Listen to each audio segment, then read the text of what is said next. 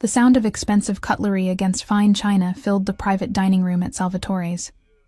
I wiped sweaty palms against my black uniform skirt, trying to steady my breathing as I balanced the tray of drinks. 6 months at this upscale Italian restaurant had taught me to become invisible, a skill that kept me employed and safe. Tonight, that skill abandoned me. A child's wail cut through the room's hushed atmosphere, slicing through conversations and drawing every eye to the corner booth. Everyone except the man whose attention the little girl so desperately sought.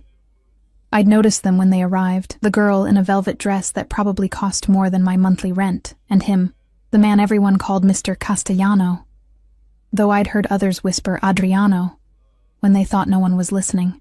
"Please, sweetheart, eat something," he murmured, his voice a contrast to his appearance, gentle where everything else about him suggested danger. His dark hair was perfectly styled, his suit impeccably tailored to broad shoulders. A heavy watch glinted on his wrist as he pushed a plate of pasta closer to the little girl.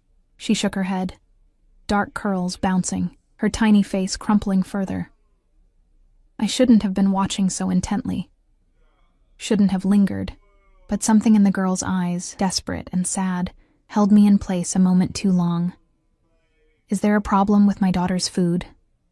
His voice, suddenly directed at me, made me flinch. His eyes, a piercing hazel that seemed to shift between green and gold under the restaurant's dim lighting, fixed on mine.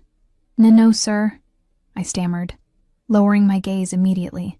A chill ran down my spine despite the kitchen's heat still clinging to my skin.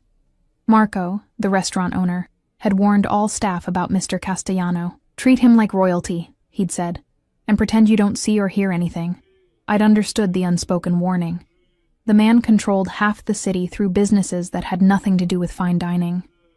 The little girl let out another sob, softer this time, more resigned, as though she'd learned early that tears rarely changed her circumstances. Without thinking, a fatal error in hindsight, I knelt to her eye level. "Hey there," I said softly, ignoring the sudden tension that radiated from her father. "Sometimes when I'm sad, I draw pictures on napkins. Would you like to try?" I reached for a crisp linen napkin, aware that Mr. Castellano had gone very still. From the corner of my eye, I saw his bodyguard shift slightly, hand moving inside his jacket. My heart hammered against my ribs. But I focused on the child whose tears had quieted to hiccups. She nodded, and I handed her the napkin along with the pen I kept in my apron pocket. "Emma." Mr. Castellano's voice carried a warning wrapped in silk. "I don't believe this young lady is paid to entertain you." I rose quickly, cheeks burning. "I'm sorry, sir. I just thought... She just misses a mom." The words escaped me before I could stop them. An observation formed from countless families I'd served, from the way the little girl looked at other children dining with their mothers. For one breathless moment, the room seemed to freeze. Even the bodyguards flanking the private dining area turned to stone. Mr. Castellano's jaw tightened, a muscle working beneath the smooth skin. When he looked at me again, something had changed in his gaze, something that made my skin prickle with warning. "Your name." It wasn't a question. "Sophia," I answered, unable to look away from his stare. "Sophia Russo." "Italian?" A eyebrow raised fractionally. "On my father's side. He passed away." I wasn't sure why I offered this information, except perhaps as some instinctive effort to humanize myself before this man who could probably have me fired with a snap of his fingers, or worse. His gaze lingered, assessing, calculating something I couldn't understand. Finally, he nodded toward his daughter. "Emma seems to like you, Sophia Russo." The way he pronounced my name, rolling the R slightly, made it sound like he was tasting it, committing it to memory. I should have recognized the danger in that moment, should have made an excuse and retreated to the safety of the kitchen. Instead, I smiled at Emma, whose tears had dried as she concentrated on drawing something that looked like a house with stick figures. "She's very sweet," I said, meaning it. "Sweet," he repeated, as if testing an unfamiliar word. "Yes, she is." He studied me with uncomfortable intensity before adding, "You may bring the dessert menu now." I nodded and turned to leave, relief washing over me as I escaped his presence. I didn't notice the phone in his hand, didn't see him gesture to one of his men who slipped out the restaurant's front door. I finished my shift at midnight, exhausted but satisfied with the tips. Mr. Castellano had left an obscene amount, enough to cover my overdue electric bill and still have something left over. As I pushed through the back door into the alley behind Salvatore's, the cold October air hit my face, a welcome relief after hours in the steamy kitchen. 3 steps toward the bus stop, and headlights flared to life, blinding me momentarily. A sleek black car idled where there should have been only darkness. My heart stuttered as the back door swung open. Miss Russo. It was the same bodyguard who'd been at the restaurant. Mr. Castellano would like a word. My throat closed. I need to catch my bus. That won't be necessary. Something in his tone made it clear this wasn't a request. Is this about what I said? I didn't mean to offend. Please. The guard gestured to the open door, where I could now make out the shadowy figure of Mr. Castellano inside. Every instinct screamed at me to run, but where? The alley had only 2 exits, and I'd never make it past this man. With trembling legs, I approached the car, the scent of expensive leather washing over me as I slid reluctantly onto the seat. Mr. Castellano sat opposite me, his posture relaxed yet commanding. The interior lights were dimmed, casting his face in shadows that emphasized the sharp angles of his jaw and cheekbones. "Where is Emma?" I asked, immediately regretting the question when his eyes narrowed. "Asleep at home, with her nanny." His voice was cool, measured. "You made quite an impression on her, Miss Russo." The car pulled away from the curb. I dug my fingernails into my palms to keep from panicking. "Mr. Castellano, I apologize if I overstepped. I didn't mean—" "How much do you make at Salvatore's?" he interrupted, as if my apology was irrelevant. The question caught me off guard. What? Your salary, plus tips, monthly." I swallowed hard. "About $2,400 if it's a good month." He made a sound, not quite dismissive but close, and looked out the window at the passing streetlights. "That's insufficient." "It's enough," I said, a flicker of defensiveness rising through my fear. "I manage." His gaze returned to me, and one corner of his mouth lifted in what might have been amusement. The 1-bedroom apartment on Westfield. 3rd floor, no elevator, unreliable heating, a neighbor who plays music until 3 in the morning. Ice flooded my veins. "How do you know where I live?" He didn't answer my question. Instead, he said, "Emma hasn't spoken to any adult besides me and her nanny in months. Not since her mother left." He paused, eyes fixing on mine. "She spoke to you." I didn't know what to say to that, so I remained silent, heart hammering as the car turned onto an unfamiliar street lined with expensive brownstones. "Her mother," he continued, voice hardening, "decided motherhood was inconvenient once she secured a portion of my wealth. She's in Monaco now, with her 24-year-old yoga instructor." "I'm sorry," I said softly, surprised to find I meant it. Not for him, this dangerous man who clearly had me investigated in the span of hours, but for Emma, whose sad eyes now made perfect sense. The car slowed to a stop outside a restaurant I recognized as one of the most exclusive in the city, closed at this hour to everyone except, apparently, Adriano Castellano. "I have a proposition for you, Sophia Russo." He leaned forward slightly, close enough that I caught the scent of his cologne.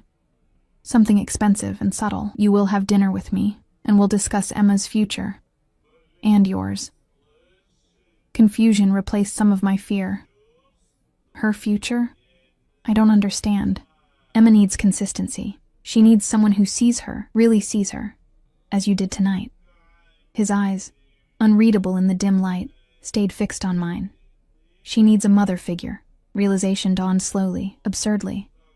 "You can't possibly mean—" "I'm offering you a position, Miss Russo, as Emma's live-in nanny." Relief flooded me, followed immediately by suspicion. "Why me? You don't know anything about me." His smile didn't reach his eyes. "I know everything about you. 24 years old. Nursing degree. Incomplete. Dropped out after your father's medical bills consumed your savings. No living relatives since your grandmother passed last year. Clean record. No debt except student loans, and you send flowers to your father's grave every month." He paused. "You're honest. You work hard. And most importantly, Emma responded to you." My skin crawled at how thoroughly he'd invaded my privacy in just a few hours. What makes you think I'd accept? Triple your current salary. Private suite in my home, all expenses covered. He named a figure that made me blink. Plus, benefits. The car door opened, held by the silent bodyguard. Mr. Castellano extended his hand, his expression making it clear he expected me to take it. I haven't agreed to anything, I said, even as I found myself placing my hand in his. His fingers closed around mine, warm and strong. Have dinner with me, Sophia, then decide. I should have refused, should have demanded to be taken home. Instead, I stepped out of the car, my hand still in his, and allowed him to lead me into the darkened restaurant where a single table waited, set with candles and crystal. My daughter cried for her mother tonight, he said, his voice low as he held my chair. But she smiled for you. Do you understand the rarity of that? I didn't. Not really. But as I sat across from this powerful, dangerous man whose eyes never left my face, I sensed that I was crossing a threshold from which there would be no return. One dinner, I said, trying to sound firm despite the tremor in my voice. And then I decide. His smile this time seemed genuine, revealing perfect white teeth. Of course. You always have a choice, Sophia. But even then, with the city lights glittering beyond the windows and the rich aroma of wine filling the air between us, I suspected that choice was merely an illusion he allowed me to believe in. And somehow, that made him all the more dangerous. Block 2. Candles flickered, casting golden shadows across the white tablecloth. The restaurant was eerily silent without its usual bustle. No clinking glasses, no murmured conversations, just the occasional soft footfall of the lone waiter who appeared and disappeared like a ghost at Mr. Castellano's subtle gestures. You haven't touched your wine, his observation cut through my thoughts. I glanced down at the untouched ruby liquid. I don't drink much. Never, or just tonight? His eyes, constantly assessing, missing nothing, studied my face. Rarely, I admitted. My father was... I hesitated, unsure why I was telling him this. He struggled with alcohol after my mother died. Mr. Castellano nodded once, then gestured to the waiter who immediately removed my wine glass and replaced it with water. The small consideration unsettled me more than his intimidation had. Tell me about your experience with children, he said as the first course arrived. Something delicate involving scallops that probably cost more than my weekly grocery budget. I shifted in my seat. I worked in pediatrics during my nursing training, and I used to babysit through college. But no formal childcare qualifications. No. He considered this, cutting his food with precise movements. It doesn't matter. Emma doesn't need qualifications. She needs someone who sees her. Mr. Adriano, he corrected smoothly. If you're to live in my home, formality seems excessive. The casual mention of my potential employment sent a chill through me. I haven't agreed to anything, yet, he added, the hint of a smile playing at the corner of his mouth. Tell me what's holding you back. The money is substantial. The accommodation's exceptional. I set my fork down, gathering courage. Perhaps the fact that within hours of meeting me, you had me investigated, followed, and essentially kidnapped from my workplace.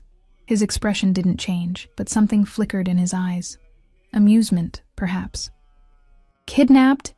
The car door wasn't locked, Sophia. You could have left at any time. We both knew that wasn't true. As for the investigation, he continued, I have a 4-year-old daughter.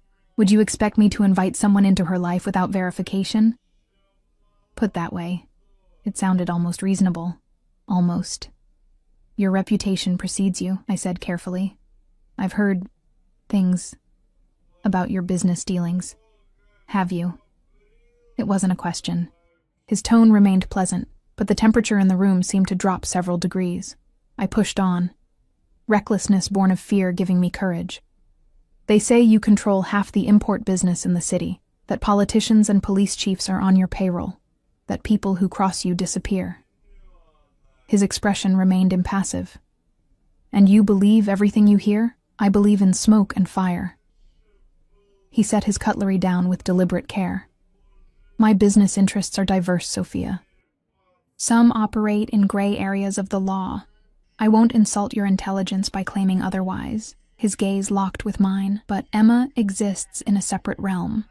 Her world is secure, privileged, and completely legitimate, as would be your employment. The waiter appeared, clearing our plates and serving the next course. I used the interruption to gather my thoughts, acutely aware that this conversation was treading dangerous ground. Why not hire a professional nanny? Someone with references, experience with... I hesitated, then finished. With your lifestyle. I've employed 5 nannies in the past year, all with impeccable credentials, all utterly forgettable to Emma. He leaned forward slightly. She's withdrawn since her mother left. Tonight was the first time she's engaged with a stranger in months. Despite myself, my heart ached for the little girl with the sad eyes. Children are resilient. With time is precisely what I lack, he interrupted, a new edge to his voice. My business requires travel, meetings. I cannot be with Emma as much as she needs. And her mother? Couldn't she? Is not a subject for discussion. His tone ended that line of conversation definitively. After a moment, he added, Claudia signed away her parental rights in exchange for a settlement. She has no interest in motherhood.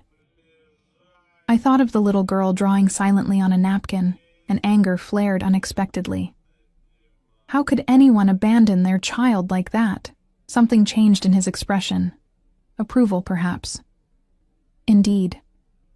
The main course arrived, perfectly cooked steak for him, pasta with seafood for me. We ate in silence for several minutes before he spoke again. Your apartment lease ends next month. I nearly choked on my food. You checked my lease? I'm thorough. He said it as if it were perfectly normal to investigate a stranger's housing situation. The building has been purchased. Rents will increase by 40%. My stomach dropped. I was already stretching my budget to the breaking point. That's not possible. There are laws with loopholes, he cut in smoothly. The new owner planned significant renovations, which allow for substantial increases. Suspicion bloomed. And who is this new owner? He met my gaze steadily, not bothering to deny what we both knew. You could live rent-free in a private suite with security, a separate entrance, and complete autonomy when not caring for Emma. Or scramble to find another apartment in your price range in a city with a housing crisis. Anger flashed hot behind my eyes. So that's your strategy? Back me into a corner financially? I'm presenting options. The choice remains yours. I set my fork down with more force than necessary. This isn't a choice. It's coercion. Perhaps, he acknowledged with a slight inclination of his head. But consider this. You need employment and housing. Emma needs stability and care. I'm offering a solution that benefits everyone. Except I'd be working for a man who thinks nothing of manipulating people's lives to get what he wants. His lips curved into a smile that didn't reach his eyes. You've just described every CEO in America, Sophia. You're not just a CEO. No, he agreed, his voice dropping lower. I'm not. The implied danger hung between us, acknowledged but unspoken. I should have been more frightened than I was. Instead, a strange calm settled over me. The clarity that comes when options narrow to a single path. If, and I mean if, I were to consider this position, I would need guarantees. Interest flickered in his eyes. Name them. Complete autonomy over Emma's daily routine. Your input is welcome, but no overriding my decisions without discussion. He considered this, then nodded once. Acceptable, within reason. A written contract with severance provisions if things don't work out. Of course. And I hesitated, then plunged ahead. No expectation of additional services. His expression hardened instantly, a dangerous glint in his eyes. I don't pay for sex, Miss Russo. Not with money, not with employment. Is that clear? My cheeks burned with embarrassment, but I held his gaze. Perfectly. Good. He signaled for dessert. Any other concerns? Your business associates. I don't want Emma exposed to any danger. My home is the most secure location in the city. Emma's safety is my highest priority. His voice softened slightly when he mentioned his daughter.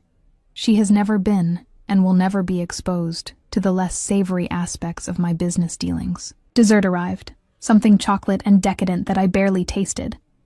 My mind raced through options, consequences, possibilities. The truth was, I needed this job. Nursing school had been put on permanent hold after my father's medical bills decimated our savings, and entry-level healthcare positions paid little better than waiting tables. The salary Adriano offered would let me rebuild my savings, maybe even restart my education eventually. And then there was Emma. The image of her tear-stained face haunted me. I want to meet her properly, I said finally. Spend a day with her before making my decision. Adriano set his espresso cup down with a soft clink. That can be arranged. Tomorrow? I have a shift at the restaurant. No, you don't. At my startled look, he added, I spoke with Marco. You've been granted a leave of absence. Indignation flared. You had no right. It's paid leave. He interrupted smoothly. Your position remains open should you decline my offer. The casual display of power, rearranging my life without consultation, should have been the final warning. Instead, I found myself saying, fine, tomorrow then. The hint of a satisfied smile played at his lips. My driver will collect you at 9. The remainder of dinner passed in relative silence. I was too overwhelmed to maintain conversation, and Adriano seemed content to observe me, his gaze a tangible weight I couldn't escape. When we finished, he escorted me outside where the same black car waited. Until tomorrow, Sophia. He opened the car door himself, no driver this time, his fingers brushing mine as he helped me inside. The brief contact sent an unexpected shiver up my arm. The drive to my apartment was swift and silent. When we arrived, Adriano surprised me by walking me to the building entrance, his hand resting lightly at the small of my back. The touch was proper, even courteous, but I remained acutely aware of it, of him, towering beside me with his bodyguard following at a discreet distance. Sleep well, he said as we reached my door.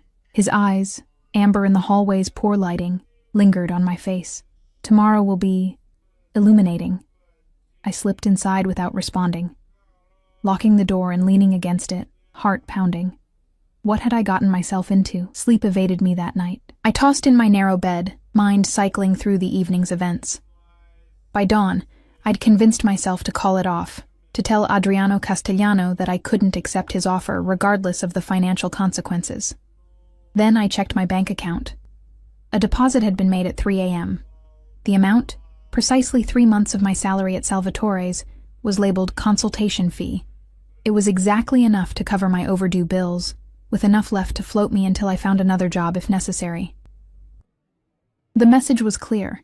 He was buying the opportunity to convince me. Nothing more. I could walk away after tomorrow with the money. The choice was still mine, or so I told myself. At precisely 9 o'clock, a knock came at my door. I'd expected the stone-faced driver, but Adriano himself stood in my hallway, dressed in a charcoal suit that probably cost more than my car.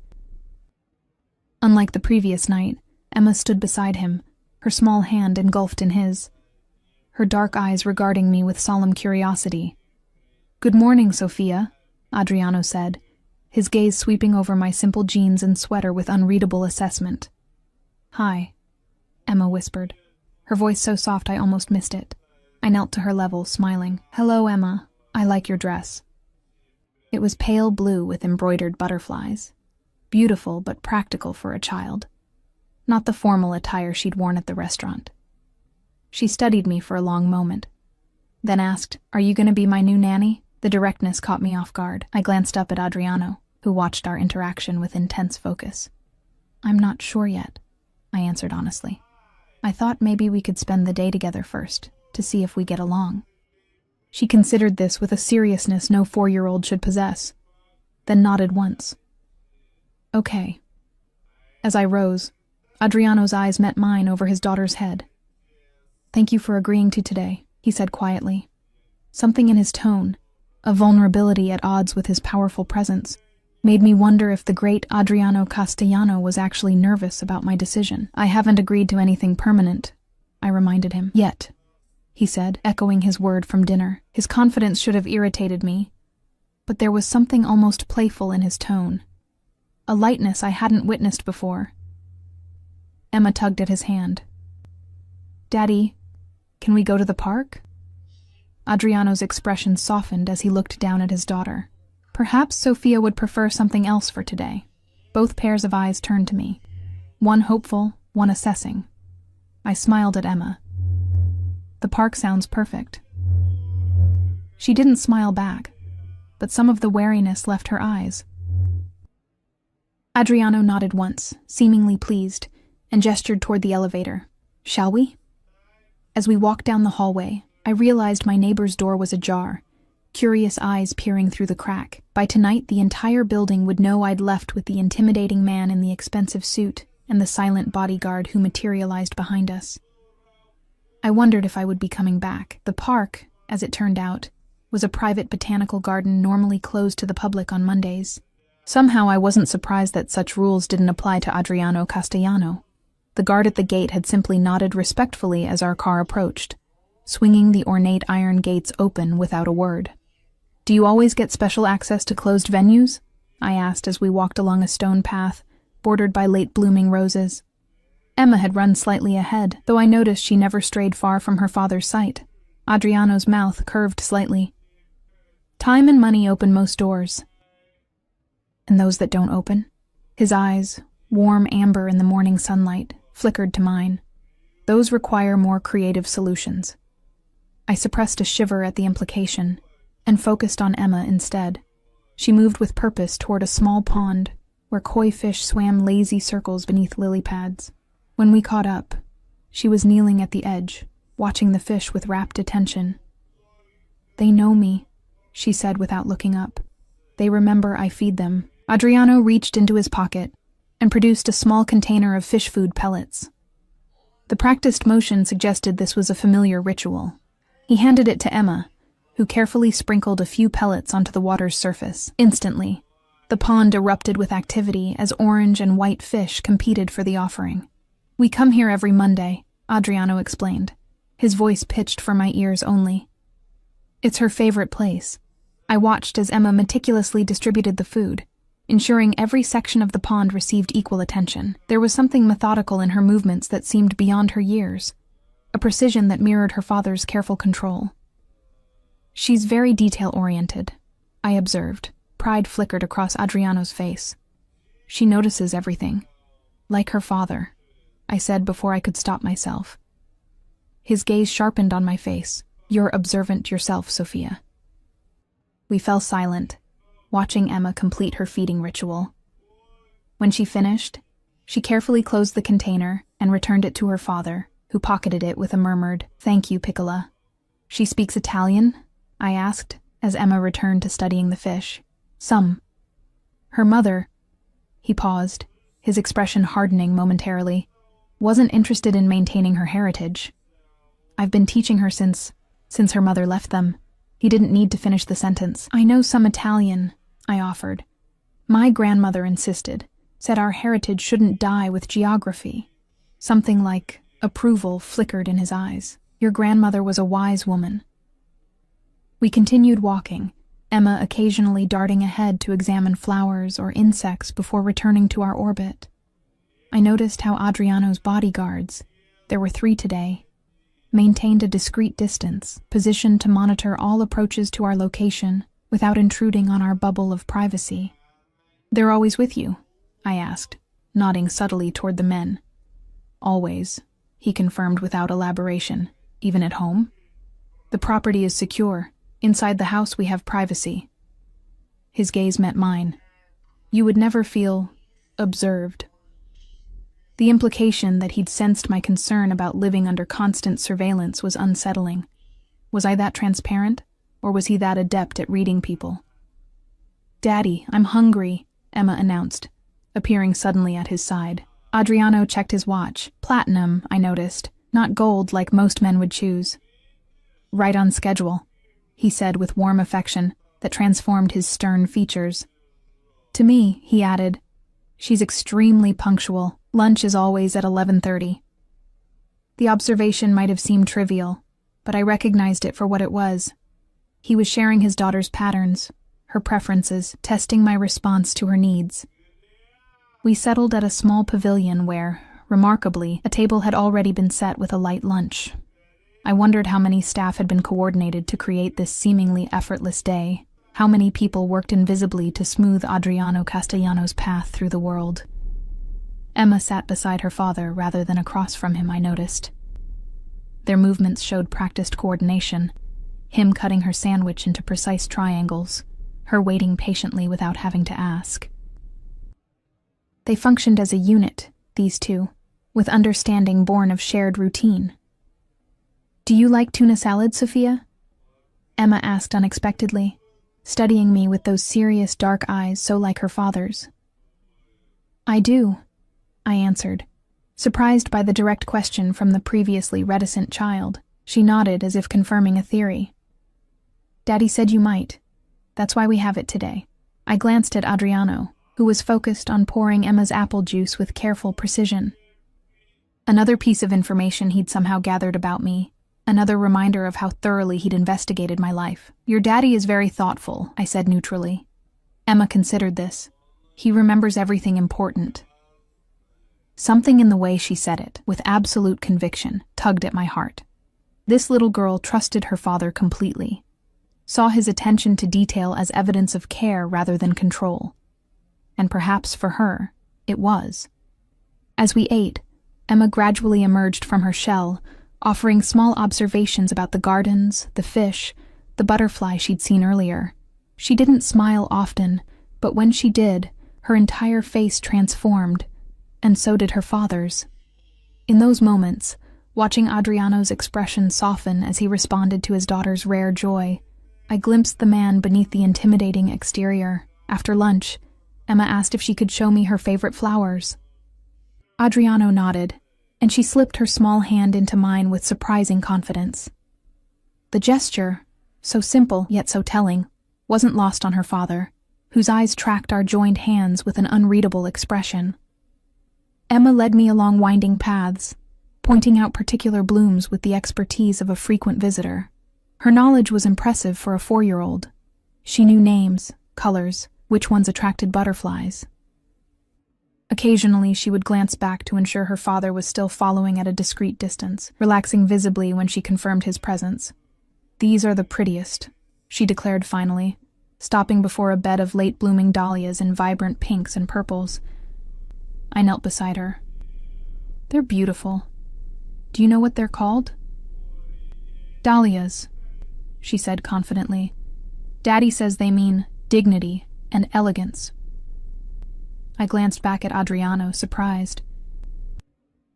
"You know the language of flowers?" A hint of color touched his cheekbones, the first sign of anything approaching embarrassment I'd seen from him.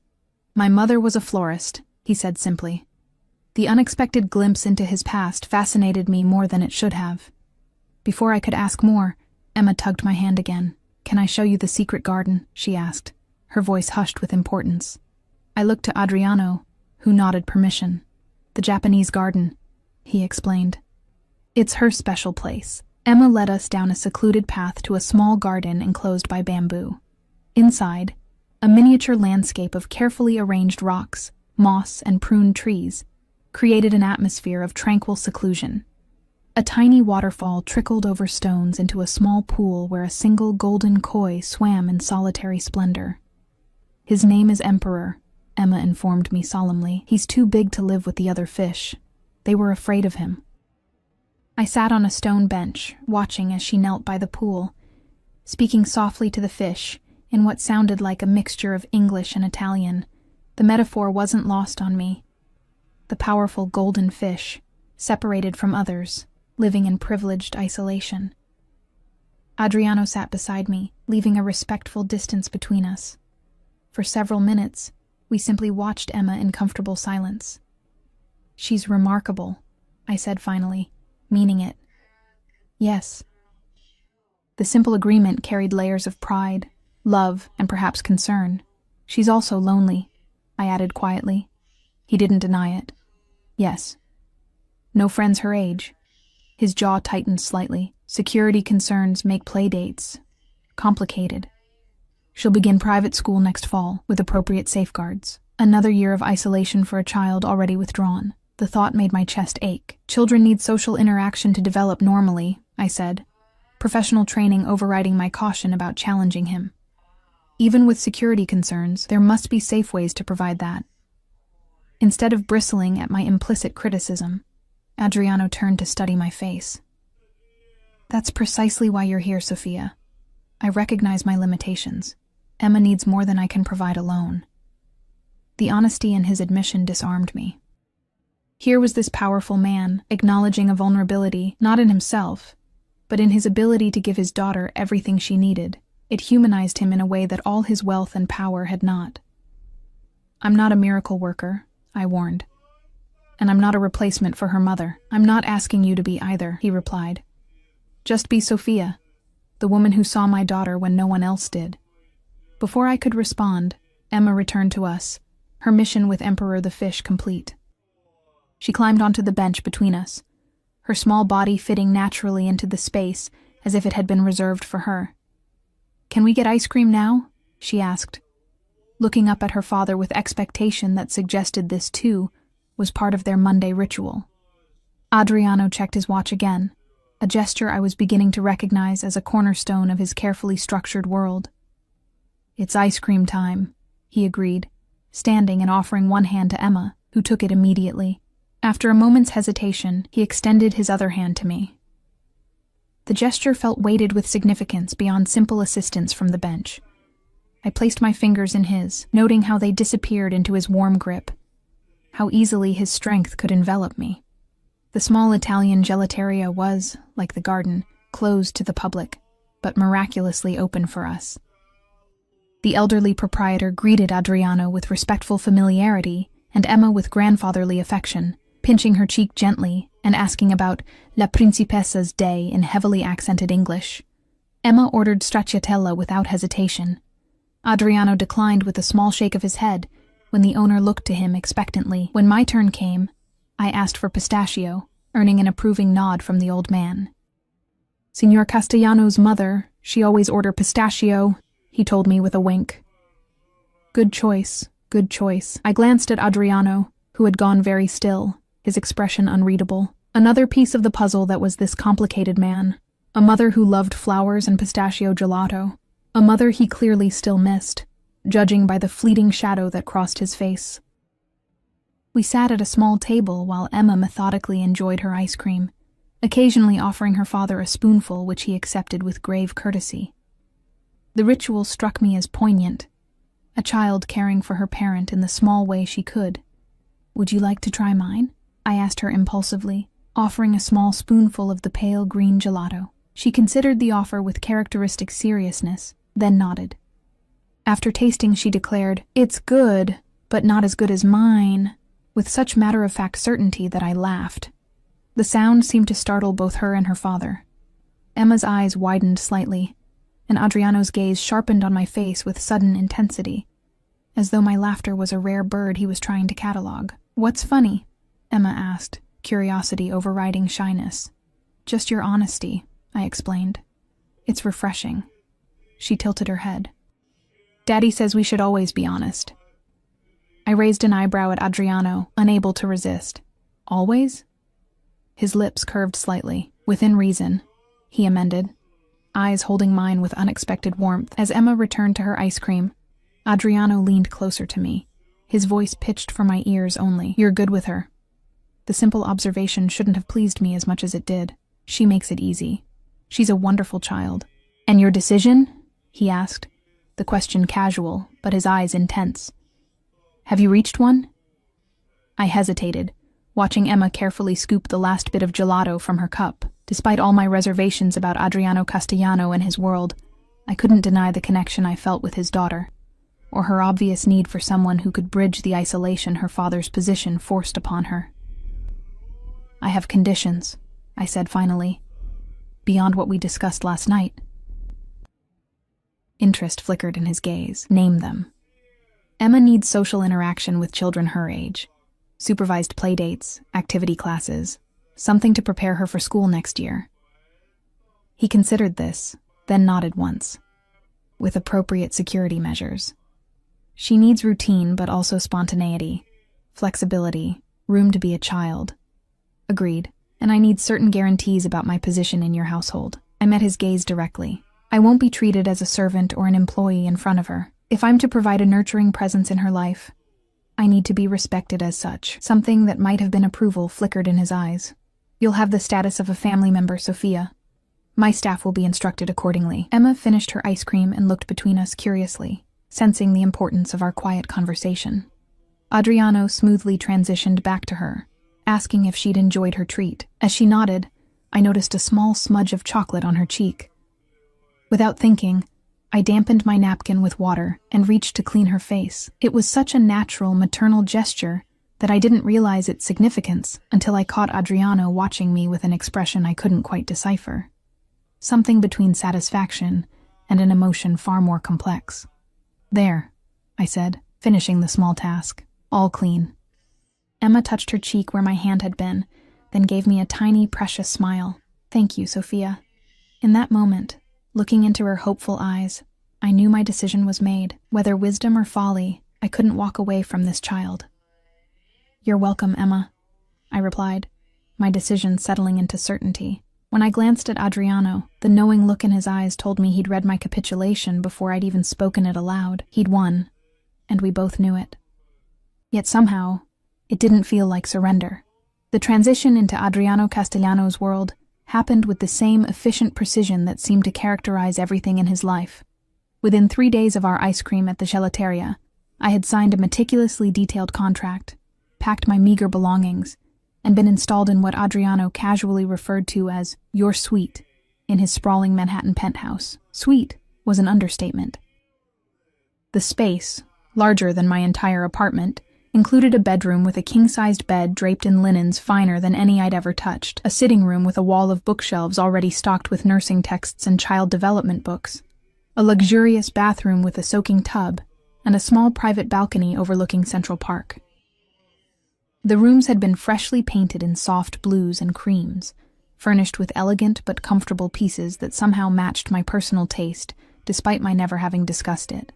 How did you know?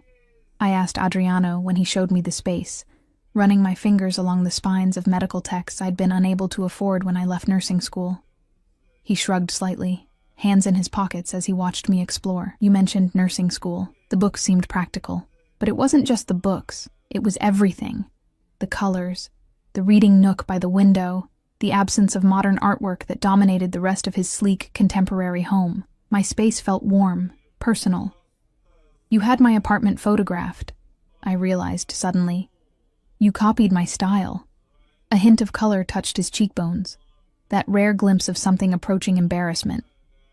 Not copied, elevated. I should have been angry at the invasion of privacy.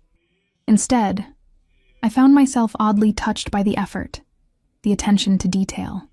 Thank you, I said simply. He nodded once, clearly more comfortable with action than acknowledgement.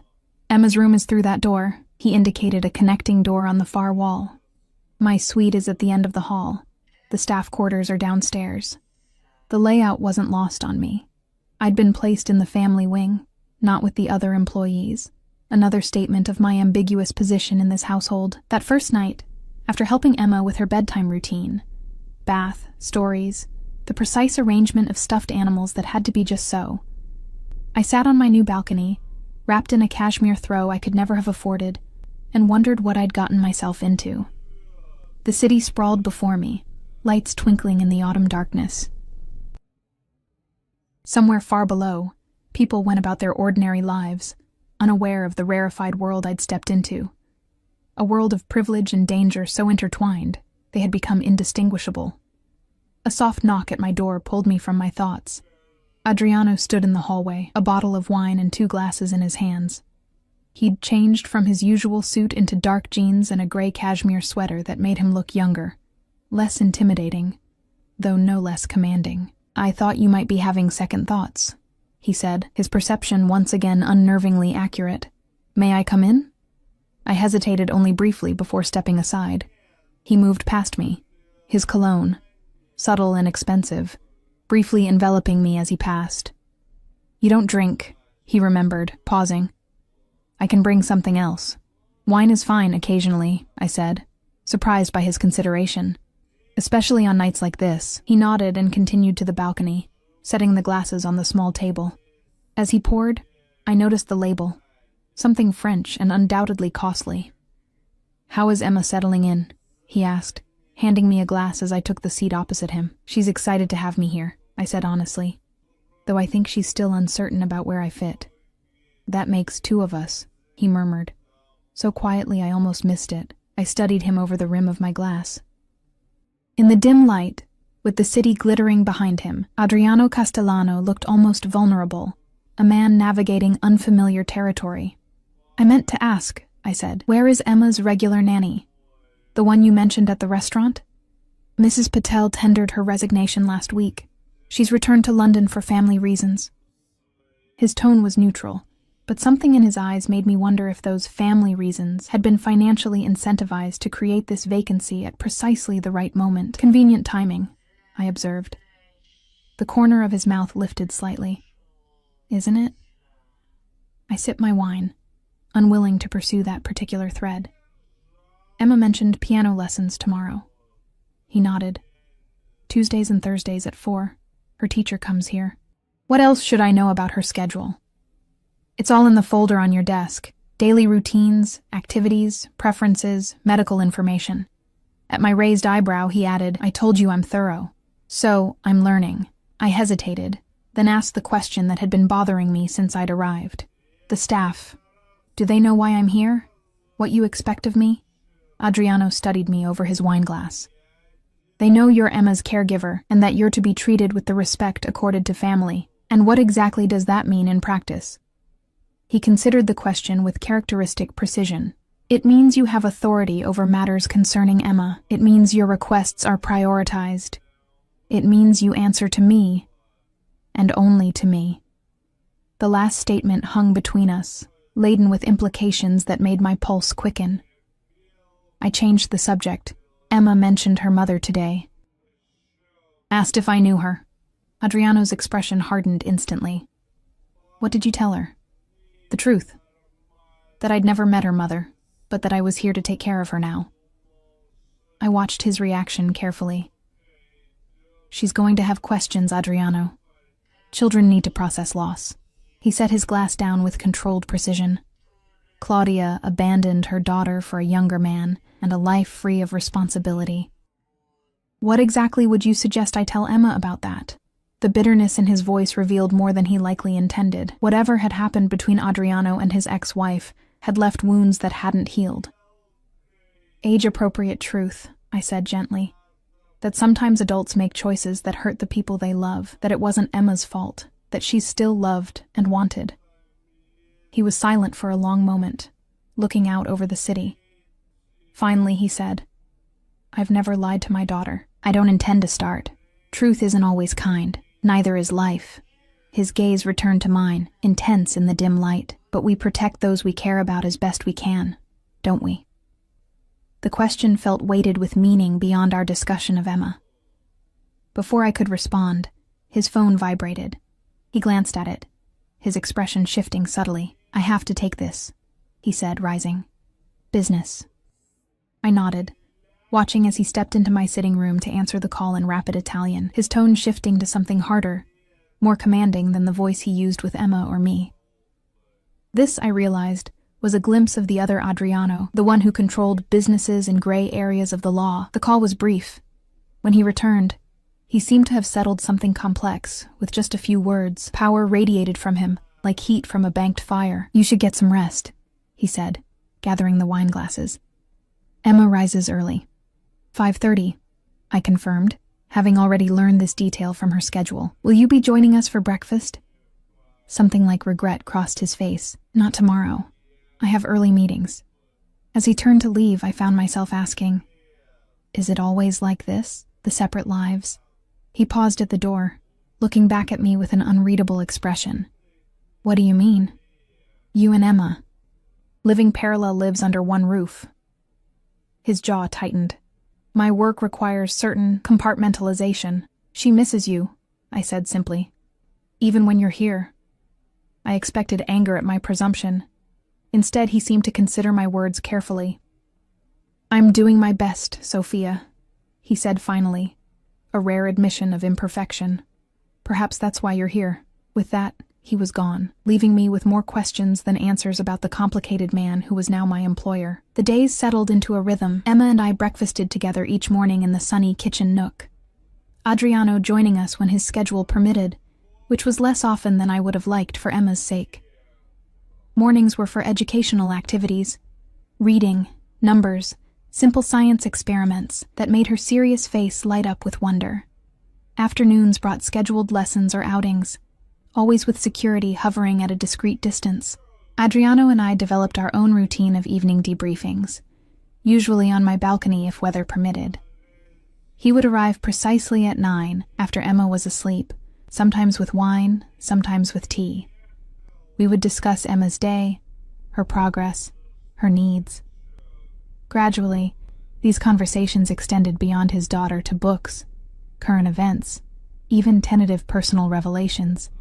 His childhood in a modest Brooklyn neighborhood, my dreams of finishing nursing school.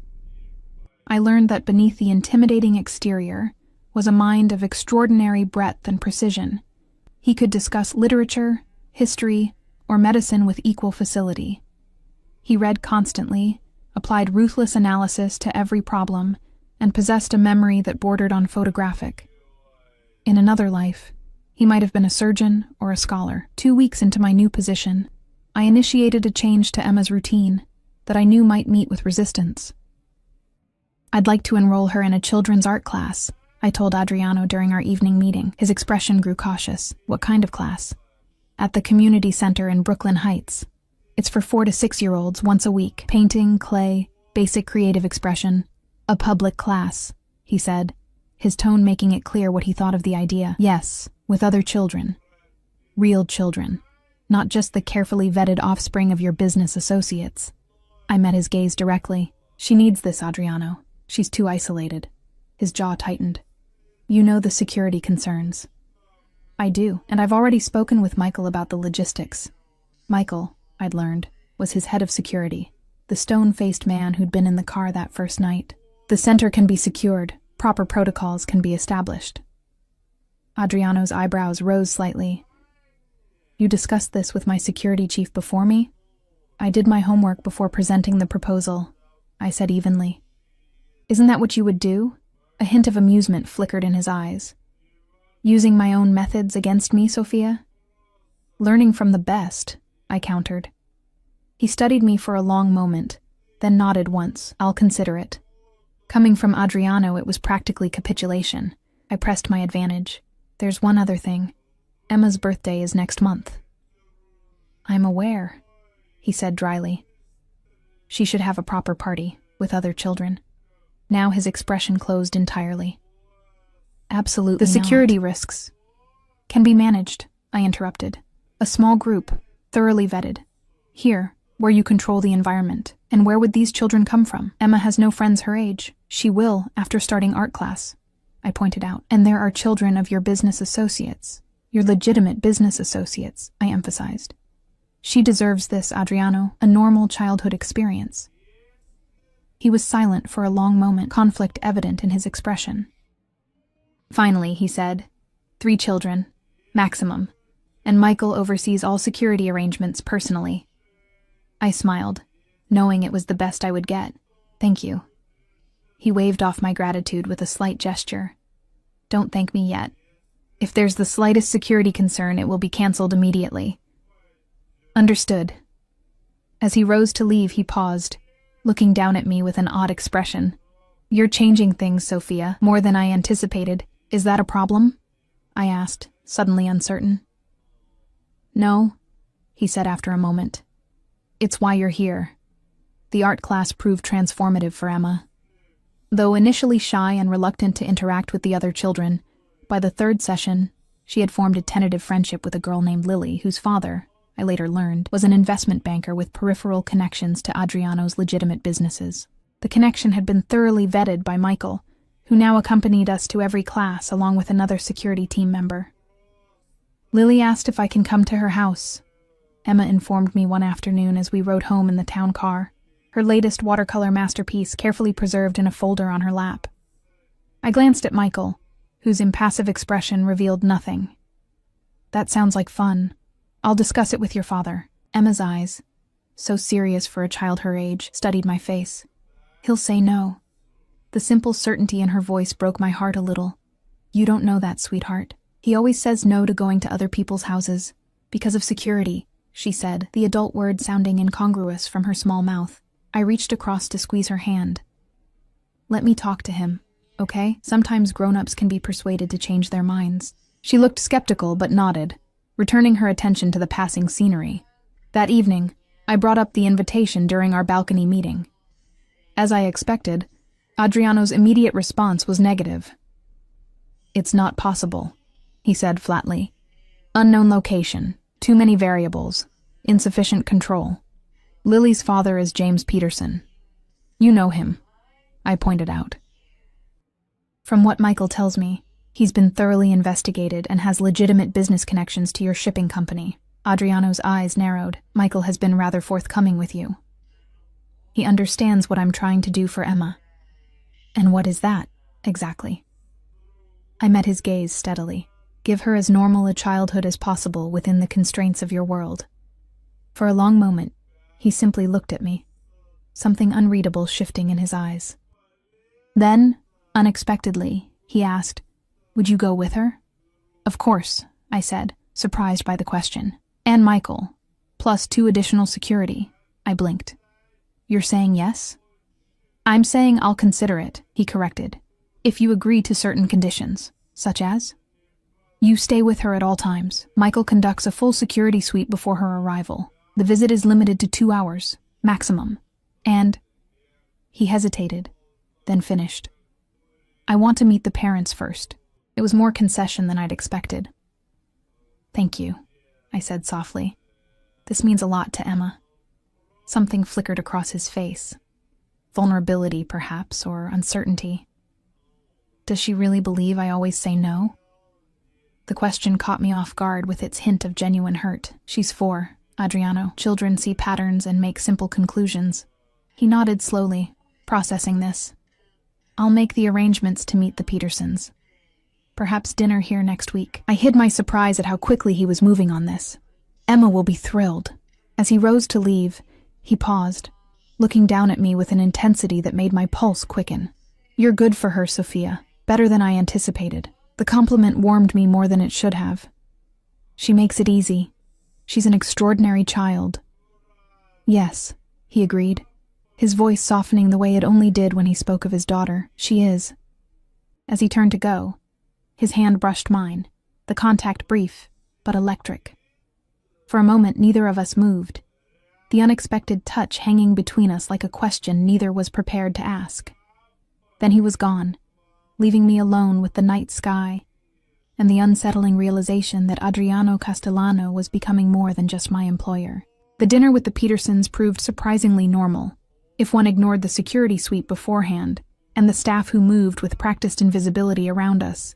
James Peterson was a distinguished man in his 40s, with a quick laugh and none of the nervous deference most people showed around Adriano. His wife Claire, a pediatrician with warm eyes and a gentle manner, immediately put both Emma and me at ease. Their daughter Lily, already in pajamas beneath her dress coat, had brought a stuffed unicorn as a gift for Emma, a gesture that left my normally reserved charge speechless with delight. The girls seemed to have bonded at art class, Claire observed as we adults shared coffee in the living room after dinner. Emma and Lily were playing nearby, their heads bent together over a puzzle. Emma talks about Lily constantly, I confirmed, smiling as the girls whispered conspiratorially. The class has been wonderful for her. James swirled his espresso thoughtfully. Lily's been asking when Emma can visit. Our home is quite secure. Gated community, doorman building. I felt Adriano stiffen slightly beside me on the sofa, though his expression remained pleasant.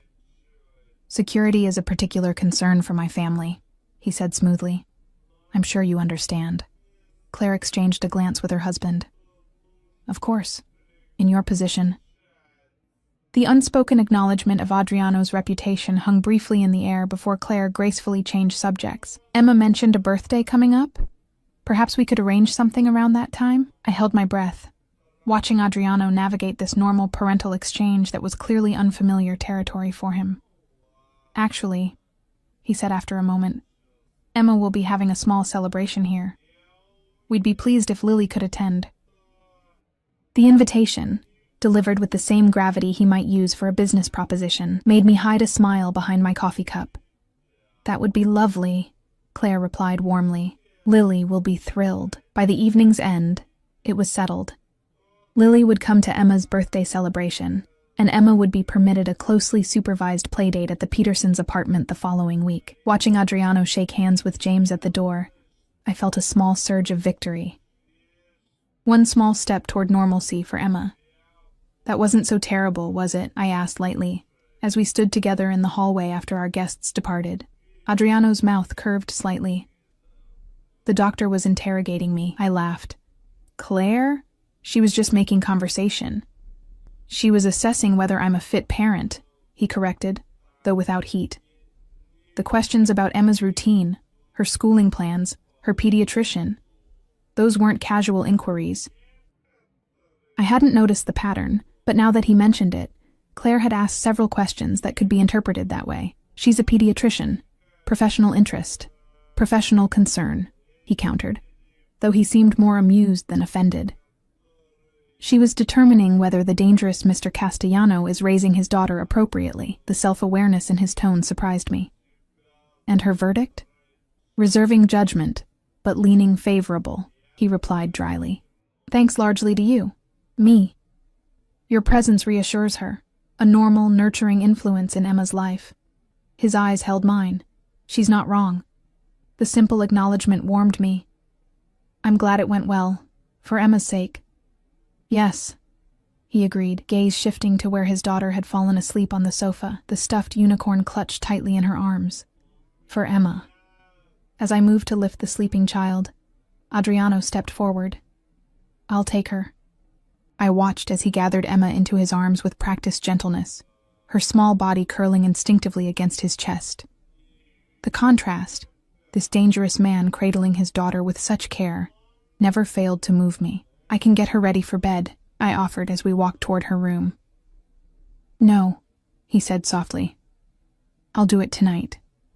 I nodded and stepped back, watching as he carried Emma into her bedroom. Something shifted in my chest.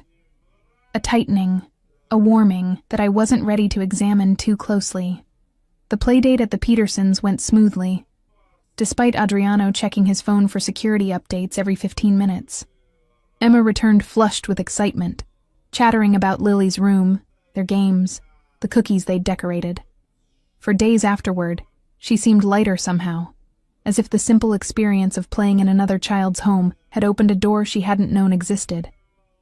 "Lily has a mommy and a daddy," she observed one evening as I tucked her into bed.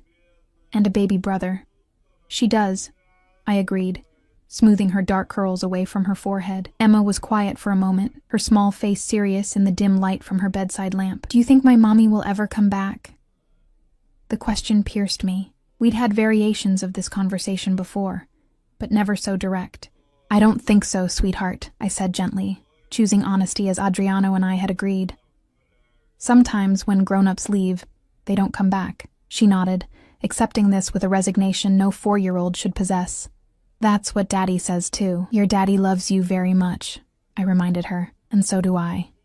The words slipped out naturally, and I realized with a start that they were true.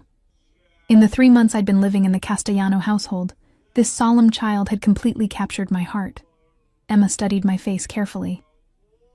"Even though you're not my real mommy, love doesn't care about real or not," I told her, gathering her small body against mine in a hug. "It just is." She seemed to consider this, then asked, "Does Daddy love you too?"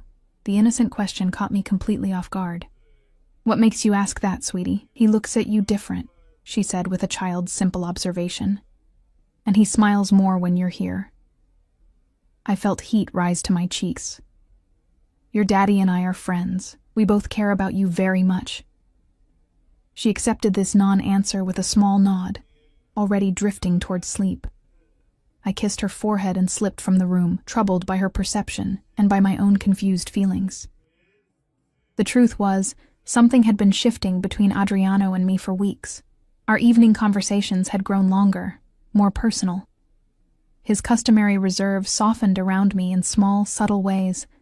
A lingering glance, a casual touch, a rare full smile that transformed his stern features. And I, despite all my initial wariness, had begun to see the man beneath the fearsome reputation, brilliant, lonely, devoted to his daughter, carrying wounds he rarely revealed. I found him on my balcony that night, though we had no scheduled meeting.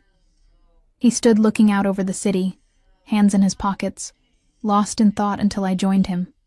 "Emma asleep?" he asked without turning. "Yes.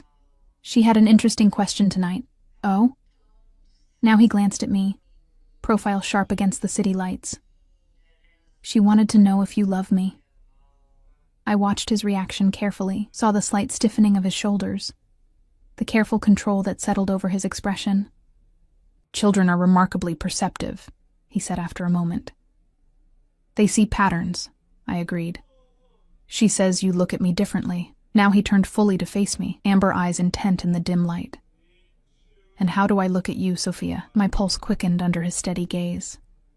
"Like you're trying to solve a puzzle, or like—" I hesitated, then finished honestly, "like you want something you're not sure you should have." The corner of his mouth lifted slightly. Remarkably perceptive indeed. We stood in charged silence, the unspoken shifting between us like a living thing. "This is complicated," I said finally. "Yes. I work for you." "A technicality," he countered. "You've become more than an employee, and we both know it." The simple acknowledgement of what had been building between us hung in the air. I took a steadying breath. "What exactly are we doing, Adriano?" He moved closer, close enough that I could feel the warmth radiating from him in the cool night air. "I think you know. I need to hear you say it." His gaze never left mine. "I've developed feelings for you, significant ones." The direct admission, delivered with his characteristic precision, still managed to take my breath away. "That's problematic." "Why?" "Because of who you are, what you do." I gestured vaguely. "Your world." "My world has many facets, Sophia. Not all of them dangerous." "But some of them are," I insisted. "I've seen the men who come to your study late at night. The conversations that stop when I enter a room. The calls you take in Italian that change your entire demeanor." He didn't deny it. "Those aspects of my life are separate from my home, from Emma, from you." "Are they? Can they be?" I challenged. "What happens if someone from that world decides to use your personal attachments against you? Isn't that why you have so much security? Why Emma lives such an isolated life?" His expression hardened slightly. "I would never allow harm to come to either of you. That's not a promise anyone can keep," I said softly. "Not even Adriano Castellano." He was silent for a long moment, the muscle in his jaw working. Finally, he said, "What are you afraid of, Sophia, truly?" The question cut straight to my core. "That I'll fall in love with you," I admitted, the words escaping before I could stop them. "That I'll let myself believe in something that can't last. That Emma will get hurt when it all falls apart." Something softened in his expression. "You assume failure before we've even begun." "I'm being realistic." "No," he countered, taking another step closer. "You're protecting yourself, the same way I've protected Emma, by building walls, controlling variables, minimizing risk." His voice lowered. "But there's no safety in isolation. You taught me that." The echo of my own arguments about Emma's socialization being turned back on me was startling. "That's different, is it?" One hand came up to touch my face, his thumb brushing lightly across my cheekbone. "You've changed things, Sophia, for Emma. For me." His eyes held mine. "The question is whether you're brave enough to let things change for you too." My heart hammered against my ribs. "I care about Emma too much to risk hurting her." "Emma loves you," he said simply. "As do I." The words, spoken with such quiet certainty, stole my breath. "Adriano." "I don't say that lightly," he continued, his gaze never leaving mine. "I've loved exactly 3 people in my life, my mother, my daughter, and now you." "You can't know that," I whispered. "It's only been a few months. "I knew the first night," he countered, "when you saw my daughter crying and understood what no one else had. What I hadn't been able to give her myself." His hand cradled my face with exquisite gentleness. "I knew when you challenged me, refused to be intimidated, put Emma's needs above your fear. I knew, Sophia." The raw honesty in his voice undid me. Before I could formulate a response, a soft voice came from the doorway. "Daddy? Sophia?" We both turned to find Emma standing there in her pajamas, clutching her unicorn. Adriano stepped back, his hand falling away from my face. "What is it, Piccola?" he asked gently. "Another bad dream?" She nodded, rubbing her eyes sleepily. Without hesitation, Adriano crossed to lift her into his arms. "Would you like to sleep in my room tonight?" he asked. To my surprise, Emma shook her head. "Can I stay with Sophia?" Adriano's eyes met mine over his daughter's dark curls, a question in them. I nodded, holding out my arms to take her. "Of course you can, sweetheart," I said, as she transferred her warm weight into my embrace. "Let's get you settled." As I turned toward my bedroom, Adriano's voice stopped me. "I'll say goodnight then."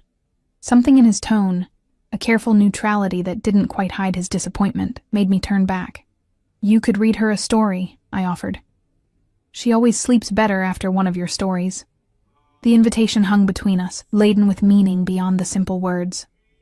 After a moment, he nodded, following us into my bedroom. Together, we settled Emma in the middle of my bed, each of us on either side of her, a family tableau that felt both foreign and strangely right. Adriano's voice, deep and melodic, wove the familiar fairy tale of a princess trapped in a tower, rescued by an unlikely hero. Emma's eyes grew heavy as he spoke, her small body relaxing into sleep between us.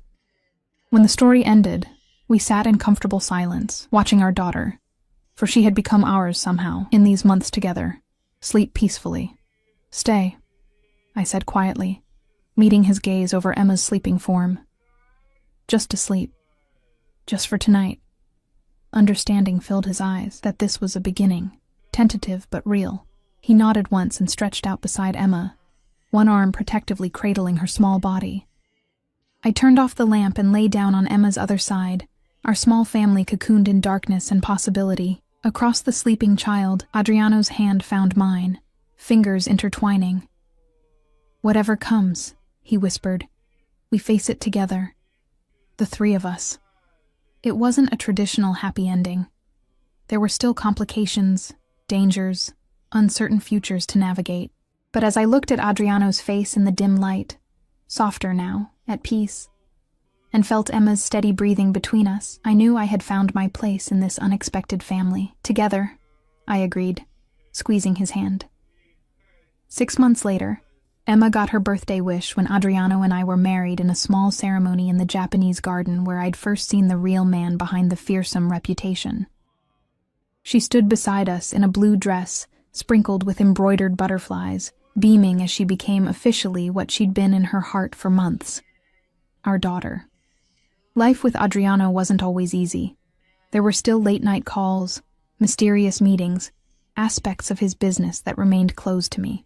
But he kept his promise. Home remained separate, sacred, protected. And as time passed, I noticed subtle changes, legitimate businesses expanding, questionable ones fading, a gradual shift toward a life that could step fully into the light. "For you and Emma," he explained simply, when I questioned the changes. "For our future." When our son was born a year later, pink and perfect and untouched by the shadows of his father's past, I saw in Adriano's face the completion of a transformation that had begun the night a waitress dared to tell a dangerous man what his daughter truly needed. The Mafia boss who had once inspired fear throughout the city now read bedtime stories with different voices for each character, coached Emma's soccer team under the watchful eyes of security guards who faded further into the background each year, and rocked our son to sleep singing Italian lullabies his mother had once sung to him. "You saved us," he told me one night, as we stood on the balcony where so much had begun, watching the city lights shimmer. Both of us. I shook my head, leaning into his embrace. We saved each other. His arms tightened around me, and in that moment, safe, loved, complete,